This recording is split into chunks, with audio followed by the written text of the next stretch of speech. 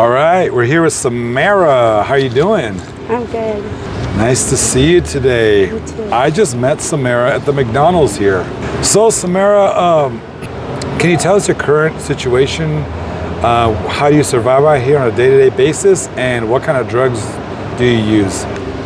Currently, I bounce from motel to motel, and I do that by doing dates, or I either work on the blade, walk the track, or I post online when I can, and I just use that money to pay for motel rooms and also to support my habits. At the moment, I currently smoke meth and heroin. Heroin and meth. If you can speak up a little bit. Okay. Do you have any children? No, thankfully. I have stepchildren, but I don't have any children of my own. Oh, okay. When you say stepchildren, are you married? Engaged. But, Oh, congratulations. yeah. Do you want kids one day? Yes. What's your ethnicity? I'm Spanish and Native American. Where did you grow up? I grew up in Olympia, Washington. Is that where you were born too? Yeah. Is that where you went to school? Yes. Did you graduate high school? No, I dropped out 8th grade. 8th grade? What was the reason for that? My mom kicked me out on the streets when I was 13. And like literally not just, like I would sleep at her house. Sometimes like I was completely kicked out. Didn't see my mom for a while. Why did she kick you out? Because I started drinking and kind of experimenting with drinking and stuff with friends. And she just kicked me out. She was tired of it. Was your dad in the picture? No, my dad wasn't in the picture until I turned 18. Until you turned 18? Where was he? He is also a heroin addict, and so he was off doing heroin. How about your siblings? Do they struggle? I'm the oldest, so my siblings are, I think, 15 and 7. My mom said that she's worried about my little sister, who's 15. Yeah. Apparently, she started smoking weed, so yeah. You have a good relationship with your mom now? No. No, okay. I rarely talk. I don't talk to any of my family. They're all in Washington. Oh, and what made you come out here to Vegas? I moved out here with my ex-boyfriend, and he was born and raised out here. Yeah. He brought me out here and left me, and I've been here for 4 years now, and he left me 2.5 years ago. Oh. And then that's when you started working the streets? Yeah. Did you do that when you were a kid too, you're telling me? When I was 14 years old, I came home for a brief period to my mom because she had told me I could come home, and it was really a setup. She tricked me into staying there because she needed to pay her bills. My mom used to struggle with addictions when she was younger and stuff. And she knew this guy, and he told her that if I could go stay with him for a little while, she would help him pay her bills. And so she shipped me to Seattle, and from there I was pimped out. You're pimped out by your own mother. Wow. And to this one guy or other guys too? No, just this one guy. I finally escaped him after 1.5 years when I was 15. And you're only 22? Yeah. How long were you there? How long was I with that guy? With that guy. I was with that guy for about 7 months, and then I was on my own prostituting in Seattle for another, about 1.5 years in total time. You only went to 8th grade, right? Did you have any role models growing up? Positive role models that you looked up to? My grandma briefly. Yeah. But my grandma always tried to stay in the background, not trying to when I was 4, I was taken from my mom and sent to my grandma, or sent to my dad, and my grandma took me. And after my mom pretty much made my grandma give me back, my grandma just stepped back and was like, fine, you guys want to do it, you can do it. But she's always been someone I can talk to if I need to. Is she still alive? Yes. Anywhere you can go to, any loved ones for resources, like if you need a place to stay or money? So you're on your own? Yeah. You and your fiance? Yeah. Was that the gentleman I saw you walking with? Yes. Okay, he's a really nice guy. So you were working on the streets as a young child, then you took a break? How long of a break? From 15 to 20. And then what was the reason you went back into it? Survival. I was just here in Vegas by myself with nowhere to go. Okay. And how long have you been battling addiction? Since I was 13. 13? And you do what, meth and heroin? Yes. Fentanyl? Sometimes. Okay. Do you remember the first time you did it? The first time I did heroin was when I was 14. Where was that at? That was back home downtown. Do you remember who got you into it? Well, I had started doing meth at 13 Yeah. with some girls I had met in juvie because my mom had called the cops on me when I was 13 and said I assaulted her. Yeah. And so I went to juvie and I met these girls in juvie, and so when I got out, I connected with them. And when I connected with them, I started doing meth. Well, because I was kicked out, I had nowhere to go. Yeah. And I started doing meth. Well, I went into psychosis. And from there, those friends gave me heroin to make me come down so I would sleep because I was in psychosis. Yeah. Wow.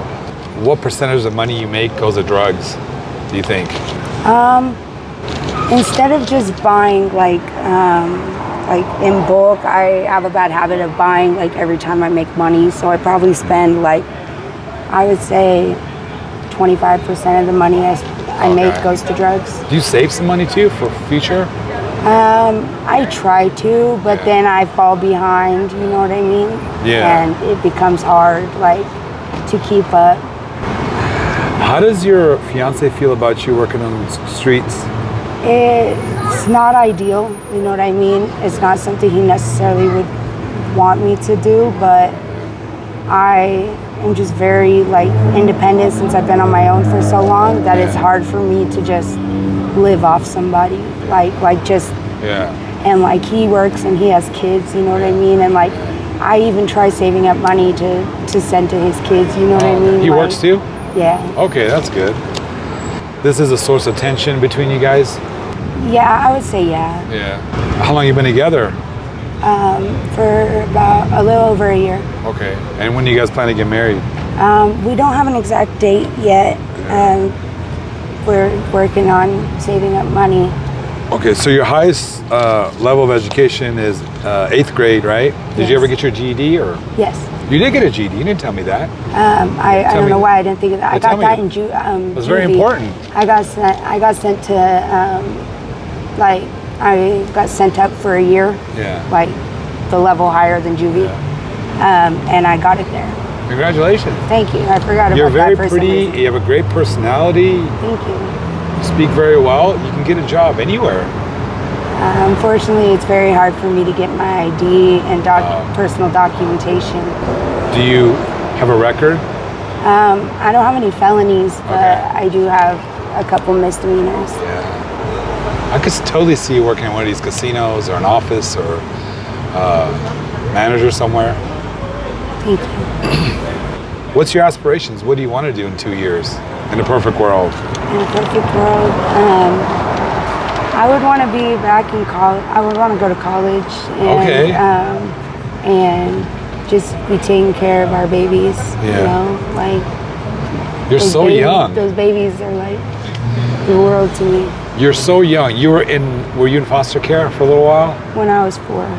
Well, if you've been in foster care, I believe, and in California, you can pursue your dreams in college for free.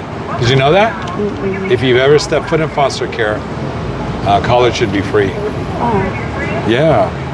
Would you be interested in that if I got you some information? Yeah. What was your favorite subject in school? Writing. Writing? I love to write. Yeah. I write poetry and all types of stuff. You read books? I love reading. What's your favorite music? I listen to rap music. What's your favorite rapper? RJ, Mr. LA. Okay. Do you like any old school guys? E40. Oh, okay, great. Any other kind of music do you like? I listen to some like alternative. I don't like country. I like anything but country. Anything but country. Okay. Do you also read poetry? I used to. I haven't in a long time. Yeah. My lifestyle doesn't really provide for a lot of sit down and do fun activities time. Can you tell us one of your worst experiences? Well, there's 2 that come to mind, and one of them was when I was like recent, or the most recent. So about, I can't remember how many months ago, but I was walking down Las Vegas Boulevard towards Naked City. And I had just gotten off the bus. I was going to Northtown where my ex-girlfriend lived. Pretty much I was walking, well, these two guys pulled over and asked me if I needed a ride. And I was like, yeah. And I got in the car and they acted like they were gonna take me home. They acted like they were gonna take me home. And then pretty much we got really close to my house and like we were at this strip club in Northtown. And they were like, well, you're coming in. And I was like, no, I'm not. I'm going home. And they both like came in front of me and they were like, get back in the car. And so I got back in the car and the one dude sat with a gun and he kept it in his lap and they locked me in the car and they drove over like to these apartments. And pretty much what ended up happening is I got there and they took me up into the apartments and one by one they raped me however they wanted to, and they used their guns, they used whatever they could, like, and they like, I was crying the entire time and I was like begging them to stop, and they just like, and then they let these two, so it was those two guys, and then they let two other dudes just come in and do whatever they wanted with me for. How many guys total? 4. I'm so sorry. So did you report it? No. I thought about it, but I have an experience when I was little of the police accusing me of lying. Oh. You've been traumatized. That kind of made me not trust law enforcement. Yeah. I'm so sorry. Absolutely. You've been traumatized. When you were growing up, did you ever get counseling for all the trauma that you went through? Yeah, I went to counseling from like 8 to 12. Thank you. Where were we at? You had asked me about a bad experience on the streets. So you did get counseling growing up? Yes. Did that help? I'm not sure. So many traumatic things have happened since then that like it probably helped for that time, but I went through so much since then that it's like kind of overshadowed. Does your fiance treat you good? Yeah. He knows all the stories? Now, does your fiance also use? He smokes weed and stuff and will like do like stuff here and there, but no, not really. No. Not like I do. He's functioning though? He can work and everything? He doesn't do meth or... He's tried it, but no. He doesn't get addicted to it. So do you think you're addicted to it? Yeah. You're hooked physically? Yeah.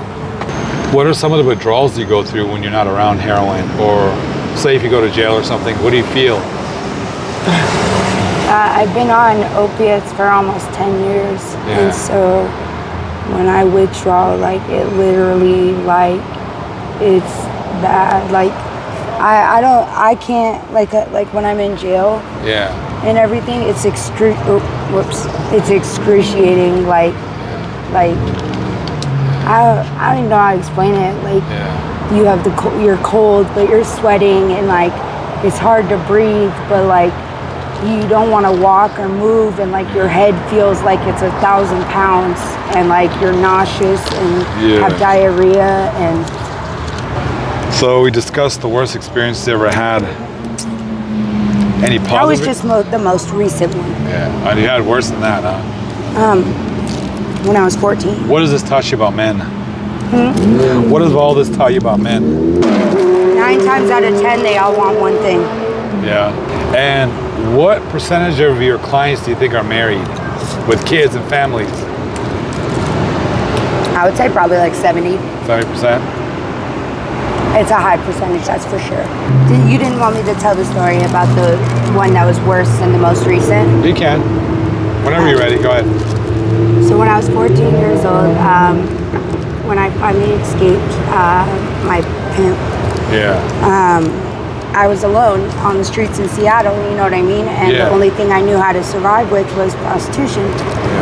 And so I was just like walking a very known Track, yeah. track out there in Tukwila, and I meet this guy, and I thought he was cute or whatever, and he was 19, and I thought he was my boyfriend. That's how naive I was at the time. But so I thought it was so cool that he was okay with me doing dates and stuff. That's just how naive I was, you know, And so I would, without him even asking, give him all my money.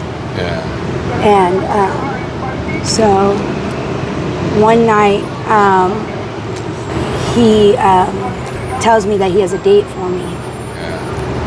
Well, every time I did a date, I always got the money. He never got the money. Well, he told me, but he also never set up dates for me. So this was weird. So he tells me to go in the car with this guy, and that this guy is gonna take me to my date. Well, I was hesitant because I always set up my own dates. Well,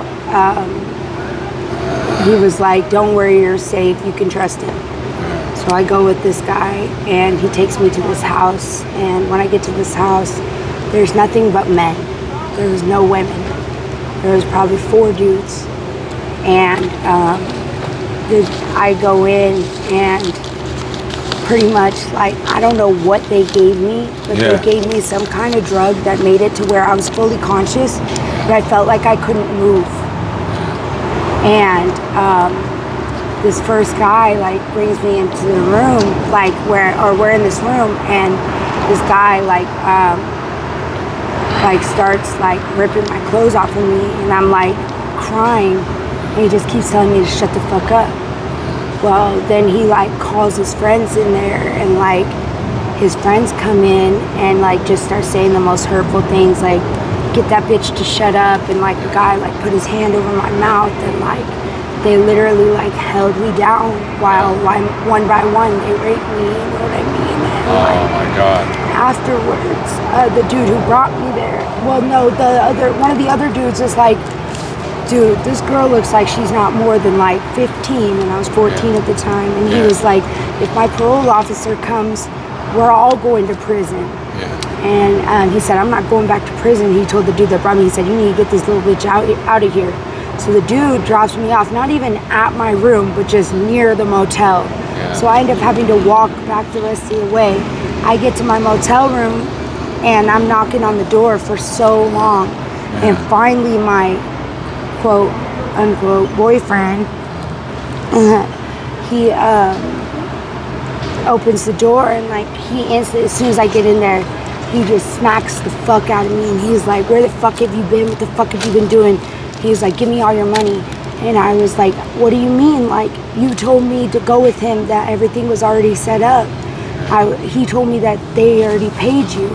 He said, "They? What do you mean they? So you just fucked a bunch of dudes for free?" And he beat the shit out of me, and, like, then made me go. Him and all his friends were asleep in the bed, made me go to sleep on the hardwood floor. And I woke up at some point, and he told me to get in the bed, and I got in the bed. And then when I woke up to housekeeping, and he had taken all my money and all my stuff. Like, he took me for everything, and, like, that right there was probably, like, one of the hardest things I went through. You were what, 14? 14. Wow. Do you hold anger in your heart towards anyone still to this day? Yeah. My mom, so when I was 4, my grandfather started molesting and raping me. And my mom... Your grandfather? Yes. Biological grandfather? Yes. And my mom's father, blood father. Okay. And my mom experienced similar things when she was a child. By him? Yes. And when I told her, or, like, when she found out about it, she was scared of other people finding out and her dad going to prison. At least that's what I think it was. I don't know what it was, but pretty much she tried to convince me it didn't happen. And she tried to convince me that I made it all up in my head. And it took a lot of years of therapy, and finally a therapist told me one day, she goes, honey, you remember moment by moment everything that happened, especially one certain occasion. And she was like, there's no way your brain can create a memory. You know what I mean? Yeah. You can create a fake story, but there's not going to be a visual behind it. You know what I mean? You can imagine it, but it's not going to be one fluid visual of remembering what happened. You know what I mean? And finally, when that therapist told me that, I think I was like 16. And when that therapist told me that, like, I broke down, and like my mom like knew the truth, and she still told me I was a liar. I'm so sorry. Like, I have hatred in my heart for her for that. I have hatred for my dad for him just leaving me. Yeah. For knowing I wasn't lying. My dad and mom had me when they were teenagers. So my dad knew everything my mom went through. So he knew what my grandfather was capable of, and he knew I wasn't lying. I'm so sorry. Did your siblings also? No. I mean, what's messed up is when I was like 12, my mom brought me around the same grandfather, and she was bringing my little sister around him, and like, I was so scared for her. Yeah. I guess he was never left alone with her. Yeah. So nothing happened to her, but I hope if something did happen to her one day, she would tell me. Yeah. You talk to them? My mom doesn't really let me talk to my little brother and sister. She feels I'm a bad influence. Yeah. But you will.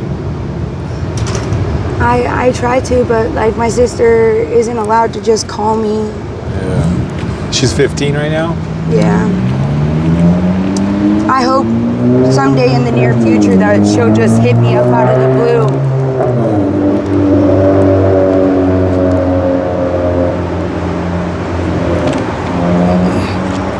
I practically raised my little sister when she was little. Yeah. My mom was always drunk, and she would come home with different men, and like I used to have to get up for school, get dressed, get my little sister, get her up, get her bathed, get her dressed, get her something to eat. And then the only person that would give us a ride to school, because my mom was too drunk to wake up, was this creepy pervert dude who would touch me on my way to school. And like my only thing was don't touch my little sister. You know what I mean? Yeah. She got dropped off at school first, and I went second, so that way she was never alone with that guy. You got a napkin, sweetie? You want? It's okay. I'm not gonna let the tears fall. You want? Thank you. That's another thing, like I've learned, like not to. It's hard for me to like cry because. Yeah, let it out. No, but it's just hard because like my mom taught me not to let people see your weakness. Maybe she didn't want to be exposed. Probably, but. You know they're gonna ask questions. This is an easy question. Do you think that if you were raised by a different set of parents, you'd be somewhere else in life? Oh, I would. Yeah. I know I would. I'm so smart. I know you are. And like, I can tell. like I have so many talents. You do. You're so transparent and genuine. I know you've had a ridiculously tough childhood, so this next question is a little tough probably. But do you have any positive childhood memories? Mostly just the time spent at my grandma's. Your grandma? You remember where we're at? Oh, Cash App. Yeah. Oh, wait, Gmail and Cash App. Write it down. Ready? So the email I have, we share one. Okay, go ahead. So it's under his name. So it's Claude, C-L-A-U-D-E. Okay. Simmons, SIMMONS, 1988 at gmail.com. And then my Cash App is OMG Samarah with a capital S. All right, thank you. With my grandma, I was safe and comfortable and just warm, and she would hug me. And my mom, like, I don't know if anybody knows what like a reactive attachment disorder is. Go ahead, explain it. But it happens when like a kid is like, especially a young toddler is taken from a parent. Yeah. And then like placed back with that parent, like they tend to have like instead of being attached the way like a mother and daughter would be, like a lot of times a kid detaches. Yeah. Well, my mom has the opposite of that, and my mom detached from me. Yeah. And so my mom like wasn't able to show me affection, like from when I was placed back in her care when I was 8, all the way up till I was around 18. Yeah. Like she couldn't hug me, hold me. I remember at 13 years old, after I had gotten raped, I begged my mom to hug me. I said, why can't you just hug me and hold me and tell me everything's gonna be okay? And she said, because I don't know where you've been. Okay. I'm so sorry. Don't worry about it. It just struck a chord with me when she started talking. She wanted to, like racism is so alive, and like she wanted to literally say he was a part of that because he's black. Oh, I didn't hear that part. Okay. When he was trying to keep her from getting beat up. Yeah, I know. Let's ignore it. Okay. Since you have so much experience in this, Samarah, and the trauma you've been through, how would you talk a young lady out of getting into prostitution? Sorry. One more time. How would I talk a young lady out of prostitution? It's like once you start, it will forever be in the back of your mind. Whenever you're struggling, whenever you try, even if you try to change your life, like that will forever be in the back of your mind. And like whether it's looked at, whether you've experienced enough bad yet, and it's always a yet, because at some point, the longer you do this, you will get to a point where you've experienced a group of bad things, you know? Yeah. And it's like if you haven't experienced enough bad yet and it's still good for you, just know that you will get to that point, you know? You will, like it's inevitable. These streets do not care about a woman's well-being, about her safety, about her livelihood, about her body, you know what I mean? And so you have to love you because nobody else will until you love you. Let's get to the lighter questions. Get into your mood. Who's your first celebrity crush? Justin Bieber. Yeah? Yeah. Did you like his music? No, I was just obsessed with his flippy hair when I was like 8. Yeah. What else made you happy when you were younger? Going to the zoo and seeing the elephants. I love elephants. Do you? You love animals? Do you want a little puppy or something? Yeah, we were actually just recently talking about getting a puppy. Oh yeah? Yeah, we want a pocket bully. A pocket bully? Yeah. And that could be a companion? Do you ever go to animal shelters or? I haven't in a long time. I think you have to have ID. Now why can't you get your ID? So the email that my account in Washington State was made for my ID there was made with, I can't get into. Yeah. And so I can't log in to change my password because I forgot the password. Yeah. And I've even tried going through the Washington people. I can't get one here because I have to have 2 forms of identification, you know what I mean? Yeah. And I can't get my other forms of identification without something. And so I need that ID from Washington to, because it's not expired. I just need to get a renewed copy, you know? Yeah. But it's like I would have to go in there, and I'm obviously not in Washington. So it's a struggle. I can't leave Vegas even if I wanted to. So what's your strategy now to get a life started with your fiance, hopefully get married, get off the streets, and hopefully get clean? Do you want to get clean? I do. I really do. Like, my fiance is so supportive of just me in general. Like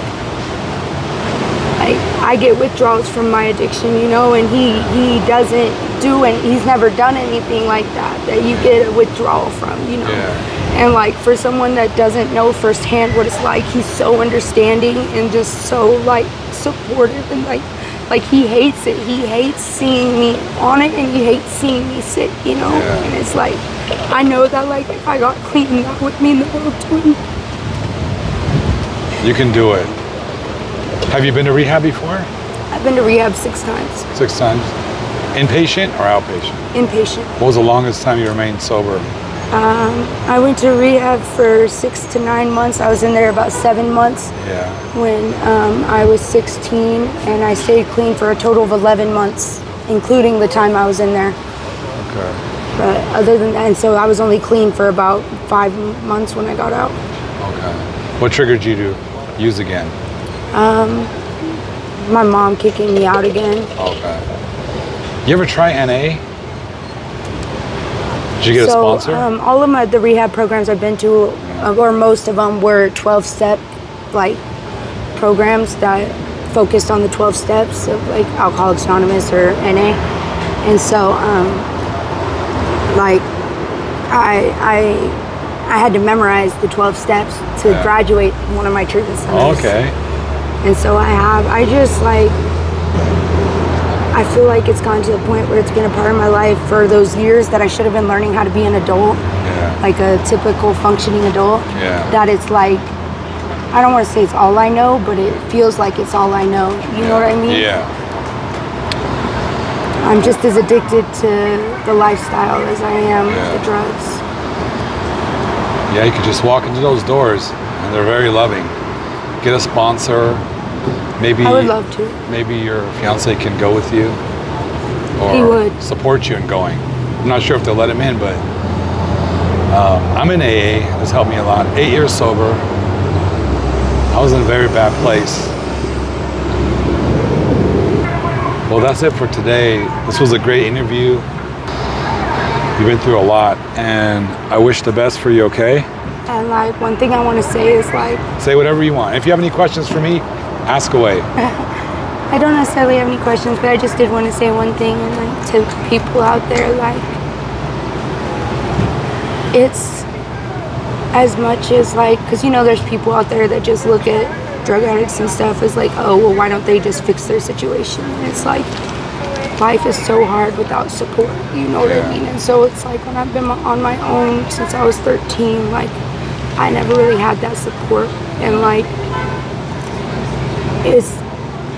I feel like that's the biggest thing. Like when you have support, like you have people to lean on when you're struggling, and so you don't feel the need to just turn to drugs and shut everything out. But when you've experienced so much like I have, like it's hard for you to live without blocking those things out, you know? And it's just like I can't wait for the day that I'm able to tell my fiance like I'm done and I'm not going back.